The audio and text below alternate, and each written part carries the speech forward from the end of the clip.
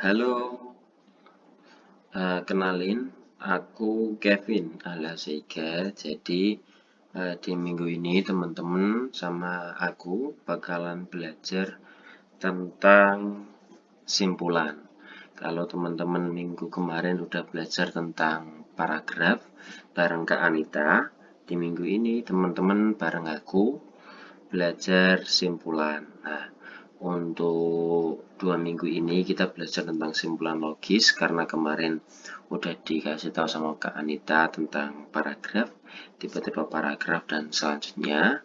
Di sini aku mau ngasih tahu teman-teman untuk cara untuk bisa untuk mengambil kesimpulan dari sebuah paragraf. Untuk goal dari materi ini itu adalah teman-teman bisa untuk menarik simpulan dalam sebuah paragraf yang udah aku berikan soalnya. Seperti itu. Jadi masuk. Teman-teman mungkin ada teman-teman yang tahu tentang apa itu simpulan. Tentang apa itu simpulan. Simpulan itu merupakan sesuatu yang disimpulkan atau diikatkan, atau mudahnya mungkin kita biasa menyebutkan kesimpulan.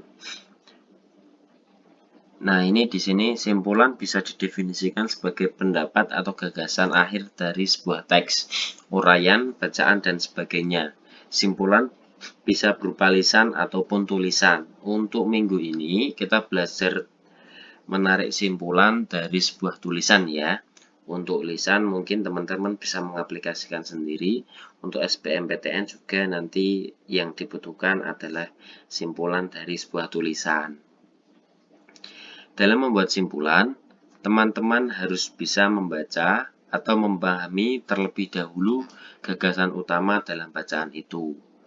Nah, untuk ini berarti teman-teman diminta untuk paham terlebih dahulu tentang inti dari sebuah paragraf agar bisa menarik atau menentukan simpulan dari sebuah paragraf.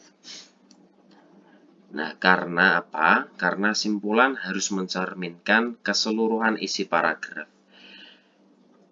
Seperti itu. Bisa dibilang bahwasanya simpulan itu adalah intisari dari keseluruhan isi paragraf. Nah, ini cara menarik simpulan. Pada dasarnya, simpulan bisa dinyatakan secara tersirat maupun tersurat. Berarti ada dua tipe, yaitu yang tersirat, ini yang biasanya umpet-umpetan, maksudnya masih belum diketahui, yang tidak dipampang secara nyata, secara jelas, dan ataupun tersurat, yang berarti itu sudah dituliskan secara langsung. Nah, untuk simpulan yang tersurat sendiri, ini biasanya ditandai dengan konjungsi atau kalimat penghubung. Bisa seperti jadi, oleh karena itu, dengan demikian, maupun lain-lain. Sedangkan untuk simpulan secara tersirat, ini teman-teman bisa mengetahui terlebih dahulu kalimat utamanya. Jadi dari kalimat utama, teman-teman bisa mengetahui inti dari sebuah paragraf. Jika misalkan nih teman-teman mendapatkan soal yang terdiri dari beberapa paragraf, itu maka teman-teman harus bisa menentukan intisari dari tiap-tiap paragraf, atau juga bisa menggunakan penalaran induksi. Nah, penalaran induksi ini apa sih? Penalaran induksi merupakan cara menarik kesimpulan dengan menyebutkan peristiwa-peristiwa khusus dalam paragraf. Secara umum, metode penalaran induksi ini itu menjadi 3 macam, dibagi menjadi 3 macam. Yang pertama, ini adalah generalisasi, yang merupakan cara menarik simpulan secara umum menggunakan informasi-informasi khusus yang bisa mewakili seluruh informasi dalam semua paragraf. Yang kedua, ini analogi atau menganalogikan, yaitu menarik simpulan dengan membandingkan informasi khusus yang memiliki banyak persamaan. Sedangkan yang ketiga, ini adalah kausal. Kausal merupakan menarik simpulan menggunakan fakta yang berupa sebab sampai munculnya simpulan berupa akibat.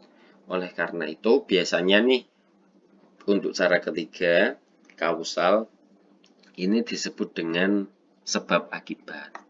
Nah, kita selanjutnya, alhamdulillah kita sudah masuk ke dalam contoh soal. Contoh soal yang pertama, ini yang saya tuliskan dalam PPT yang sudah saya share.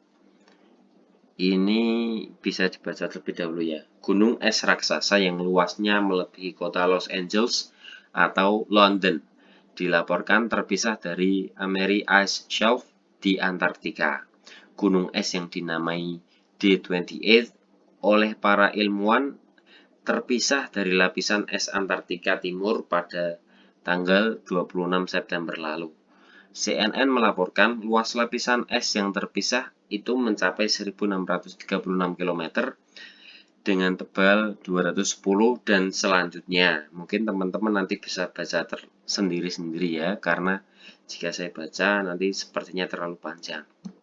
Nah, berdasarkan paragraf di atas, simpulan di bawah ini yang mungkin benar adalah kita diminta untuk menarik simpulan daripada paragraf yang di atas. Sebelum kita menarik simpulan, kita harus lebih baik kalau misalkan kita mencari tahu tipe paragraf di atas. Nah, dan ternyata paragraf di atas ini merupakan tipe paragraf deduktif karena kalimat utamanya terletak di awal paragraf. Jadi, selain kalimat utama atau setelah kalimat utama, ini semua merupakan kalimat penjelas dari kalimat utamanya. Kalimat utamanya ini adalah gunung es raksasa yang luasnya melebihi kota Los Angeles atau London dilaporkan terpisah dari American Ice Shelf di Antartika. Ini kalimat utamanya.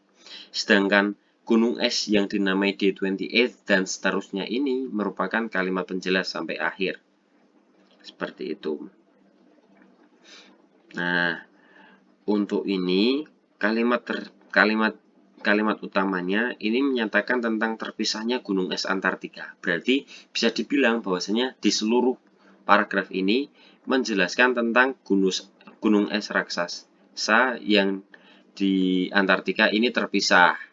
Seperti itu. Nah, selanjutnya dijelaskan dengan kalimat penjelas selanjutnya. Terus bisa dibilang dari nama dari gunung es yang terpisah ini adalah D28 yang ada di kalimat penjelasan. Nah, seperti tadi yang sudah saya sebutkan, berdasarkan paragraf di atas, simpulan di bawah ini yang mungkin benar. Berarti kesimpulannya adalah gunung es raksasa telah terpisah dari London yang dinamai D28.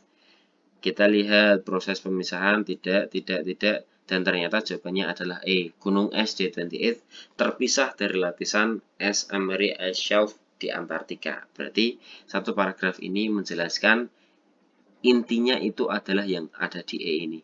Gunung es D28 terpisah dari lapisan es American Shelf di Antartika. Nah, untuk contoh selanjutnya tidak saya lanjutkan ya, karena ini nanti bisa teman-teman coba sendiri. Seperti itu. Terima kasih. Semoga bermanfaat. Sampai jumpa.